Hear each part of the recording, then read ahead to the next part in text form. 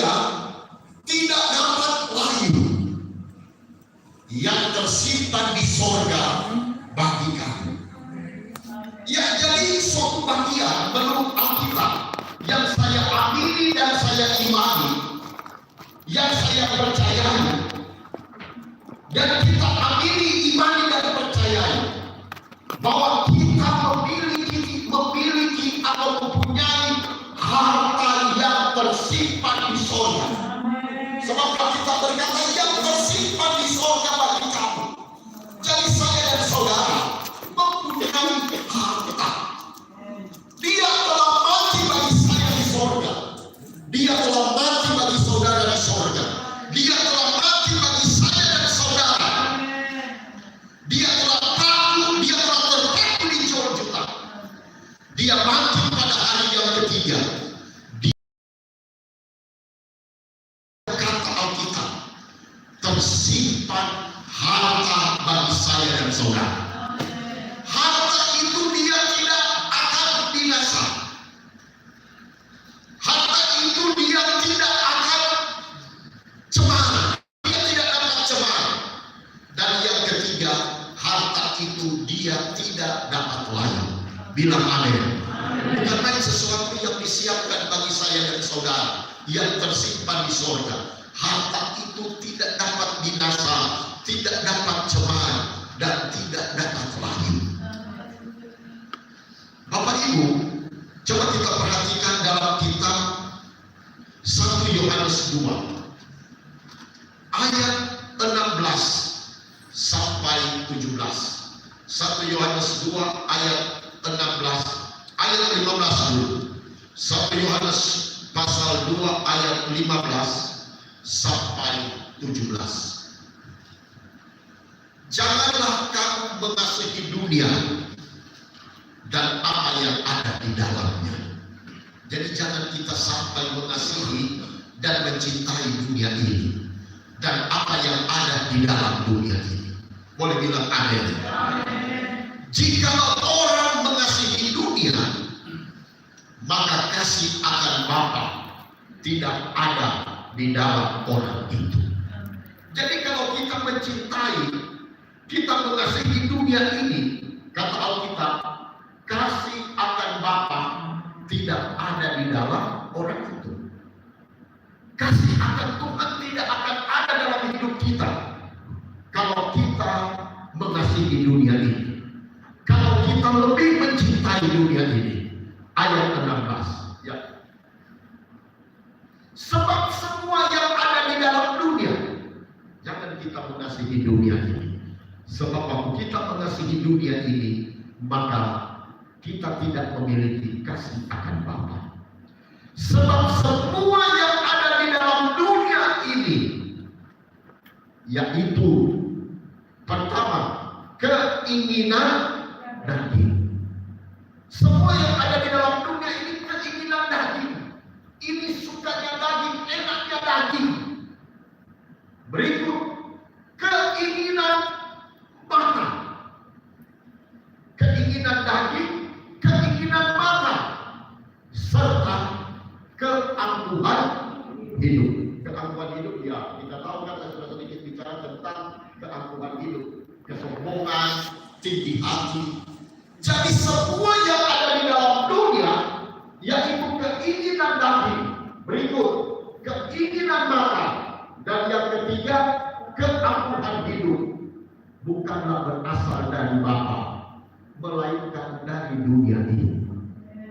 Keinginan mata bukan dari sorga, keinginan daging bukan dari sorga, keangkuhan hidup bukan dari sorga, tapi sumbernya dunia ini.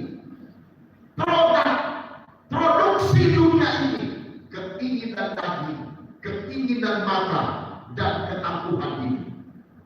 Ayat 17. Kenapa kita jangan mengasihi dunia ini dan apa yang di dalam dunia ini? Dan dunia ini sedang lenyap dengan keinginannya. Haleluya. Dunia ini akan lenyap dengan segala keinginannya. Keinginan daging, keinginan mata, dan keangkuhan hidup. Kata Alkitab akan lenyap, tetapi orang yang melakukan kehendak Allah tetap hidup selama-lamanya. Dunia akan lenyap, keinginan dunia akan hilang, akan sirna. Tetapi orang yang melakukan kehendak Allah akan tetap hidup selama-lamanya. Orang yang melakukan kehendak Allah akan mendapatkan, akan memperoleh harta yang tersimpan di surga, harta yang tidak bisa binasa, yang tidak bisa cemar, dan tidak bisa lain. Haleluya. Kata orang mau pilih yang mana? Bapak Ibu, haleluya. Kata orang mau pilih yang mana? Keinginan daging, keinginan mata, atau keangkuhan hidup? Atau kita mau pilih harta yang tersimpan di sorga untuk saya dan saudara, yang tidak bisa binasa, tidak bisa cemar, tidak bisa lain. Mari kita lihat tokoh-tokoh Alkitab. Bapak Ibu, apa yang menjadi pilihan hidup mereka? Apakah dunia ini, keinginan dunia ini yang bisa binasa, bisa cemar, bisa lain, atau harta yang tersimpan di surga yang tidak binasa, tidak bisa cemar, tidak bisa lain? Kita buka dalam kitab Ibrani pada pasalnya yang ke-11. Kitab Ibrani pasalnya yang ke-11.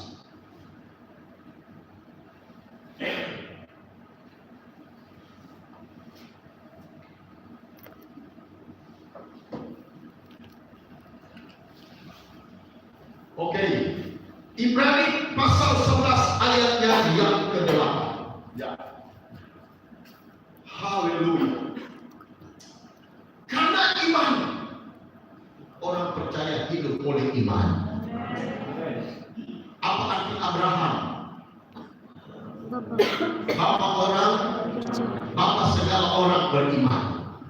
Jadi kalau bapak segala orang beriman, bapak memang secara genealogis kita bukan keturunan Abraham, tapi secara rohani kita ini anak-anak Abraham. Haleluya. Karena iman, Abraham taat.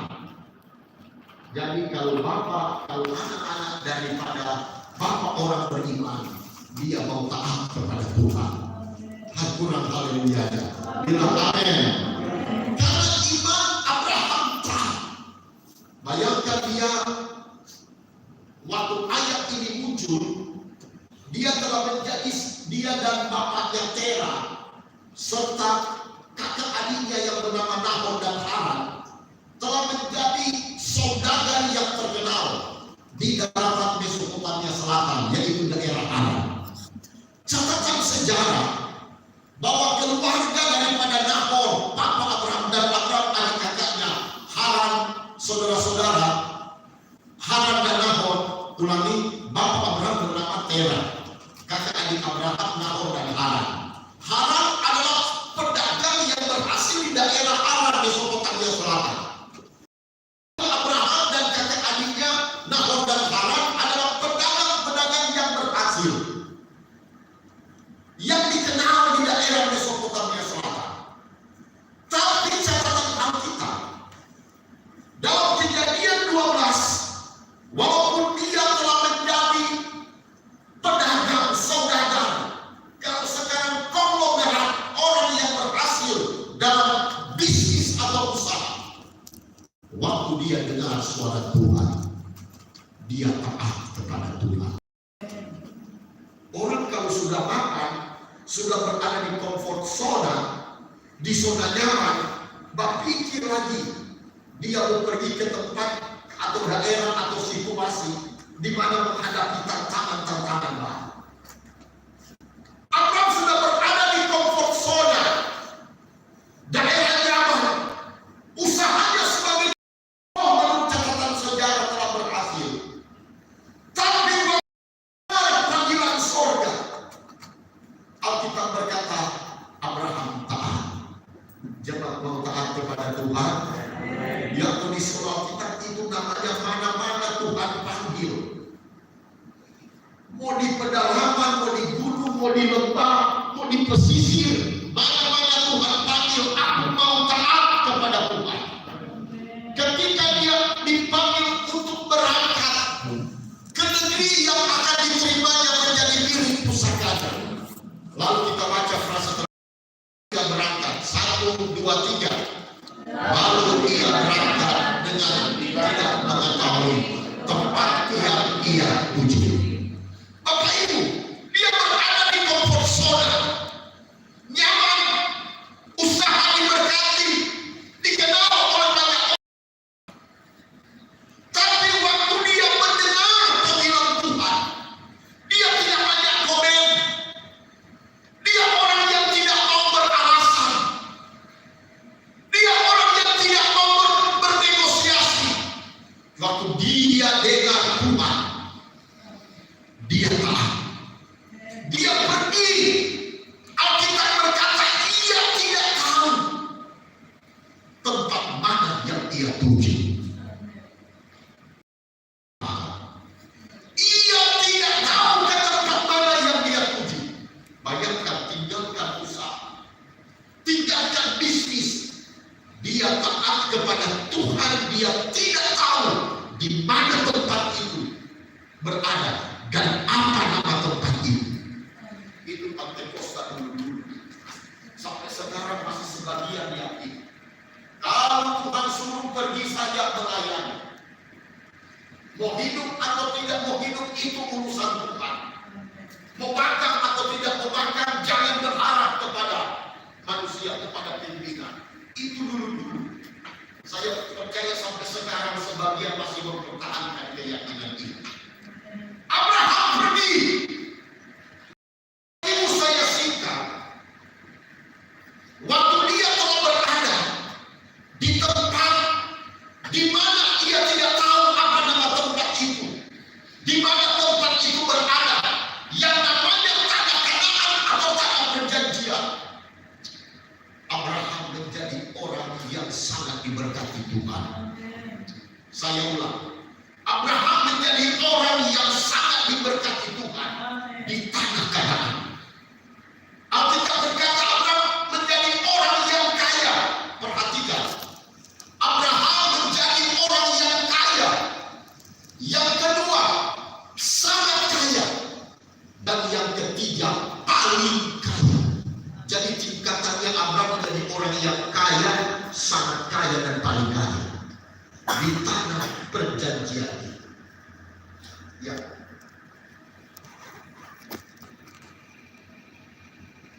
Ayat yang ke-9. Karena iman ia diam di tanah yang dijanjikan itu, seolah-olah di suatu tanah asing. Di tanah yang dijanjikan, janji-janji Tuhan digenapi kepada Abraham.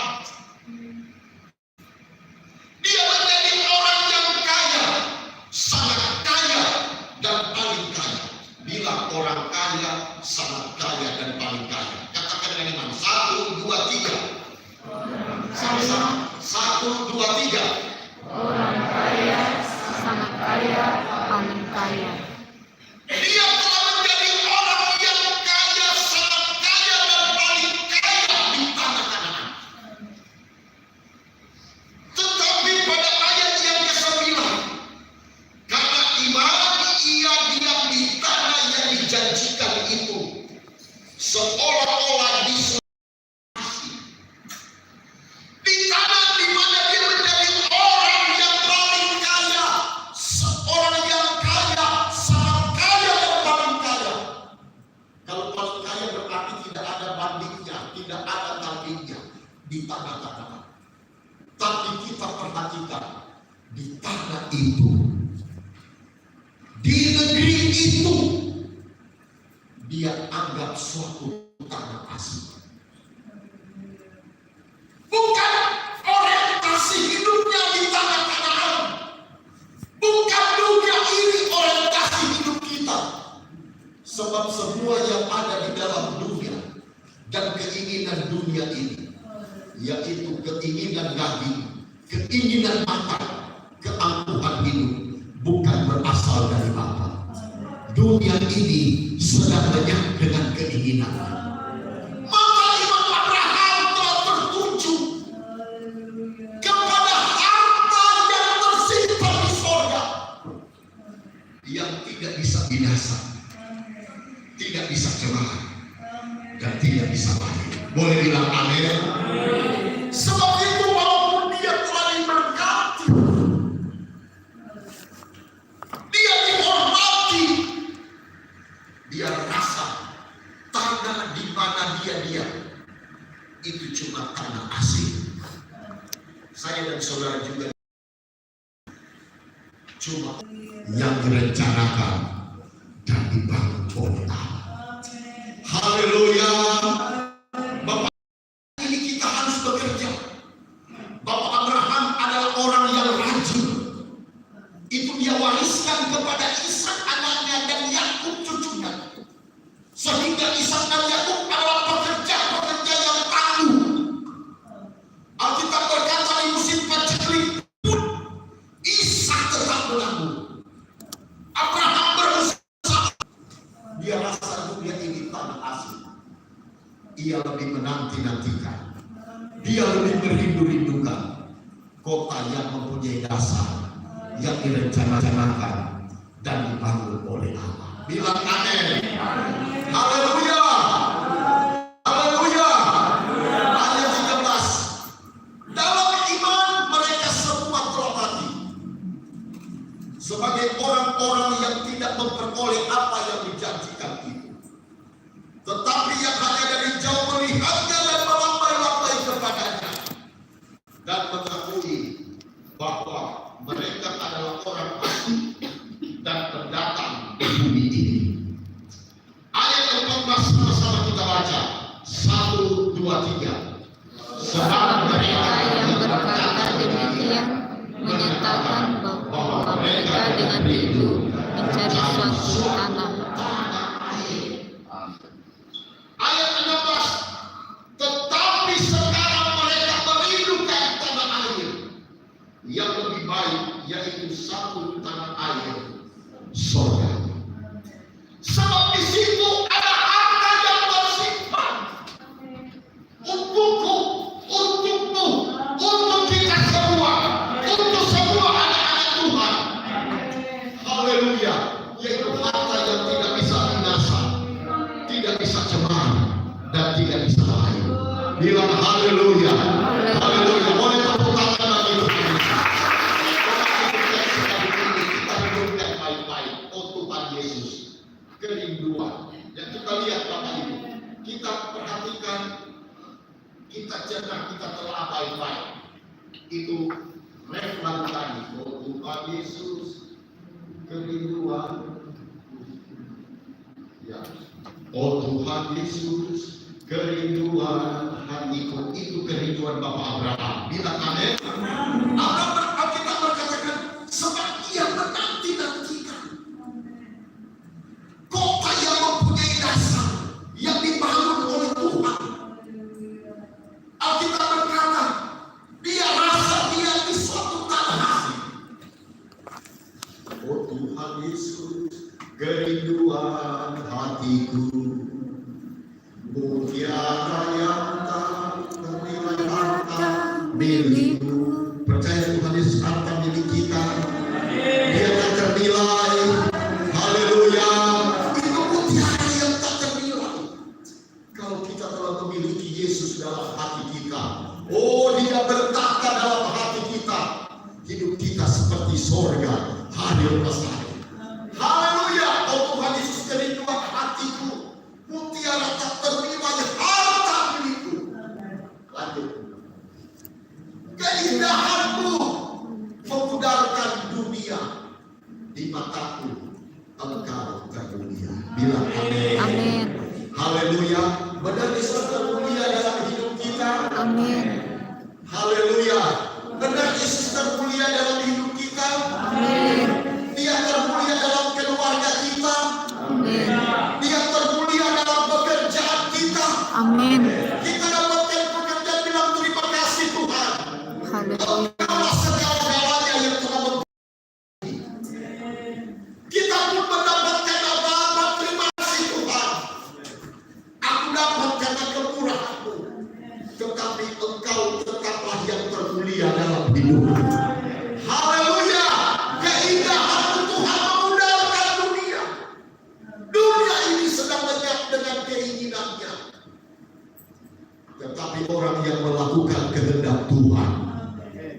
hidup selama-lamanya.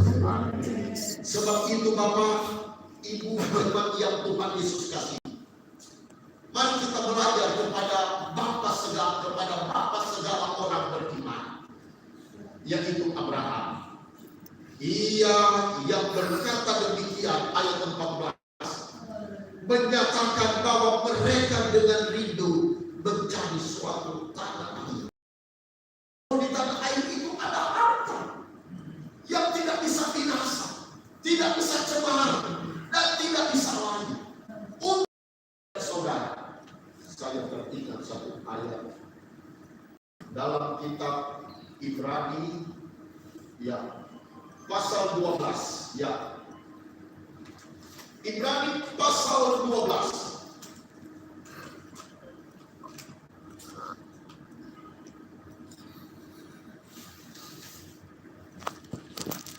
Ayatnya yang ke-26.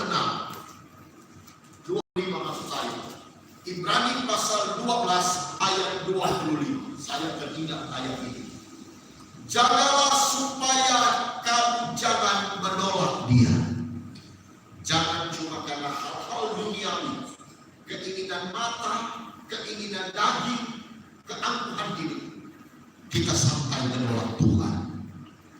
Jangan untuk gapaian keinginan daging, keinginan mata, keangkuhan hidup, sampai kita menolak Tuhan. Adik-adik muda, hati-hati berdoa.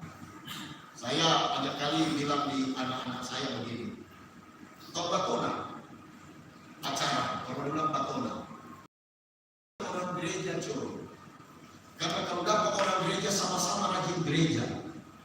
Tapi kalau dapat di mall, nggak ada rasa kawin sedikit-sedikit dia suruh pergi mall.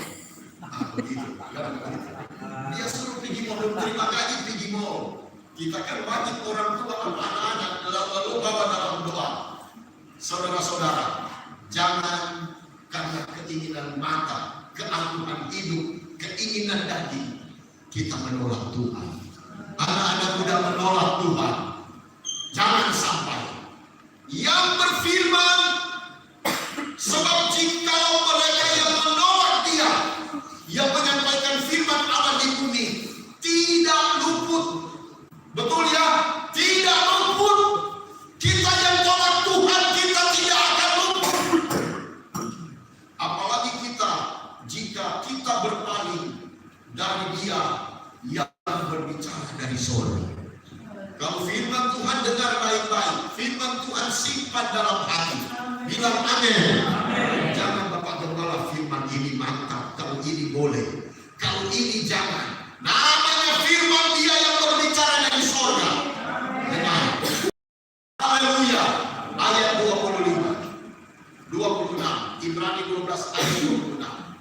Waktu itu suaranya menggoncangkan bumi, tetapi sekarang Ia memberikan janji, satu kali lagi aku akan menggoncangkan, bukan hanya bumi saja, juga. Ayat 27, sama-sama kita baca. Ungkapan 1, 2, 3. Ungkapan satu kali lagi menunjuk kepada perubahan, pada apa yang dapat digoncangkan, karena Ia dijadikan supaya tinggal tetap apa yang tidak tergoncangkan. Ayat 28, sama-sama dengan iman, 1, 2, 3. Jadi karena kita menerima kegoncangkan yang tidak tergoncangkan, sampai situ dulu. Percaya bahwa kita akan menerima kerajaan yang tidak tergoncangkan. Haleluya. Makanya jemaat, kata orang memilih, kalau kata orang kan dengan beta, yang tergoncangkan itu bisa binasa, bisa cemar, bisa layu. Keinginan mata, keinginan daging, keangkuhan hidup akan lenyap. Tapi bagi saya dan saudara ada tersimpan. Tinggal menunggu waktu. Waktunya kapan? Terserah Tuhan. Tapi itu bagian yang Dia peruntukkan untukmu dan untukku, untuk kita semua. Yaitu harta yang tidak bisa binasa, tidak bisa cemar, dan tidak bisa. Jadi karena kita akan menerima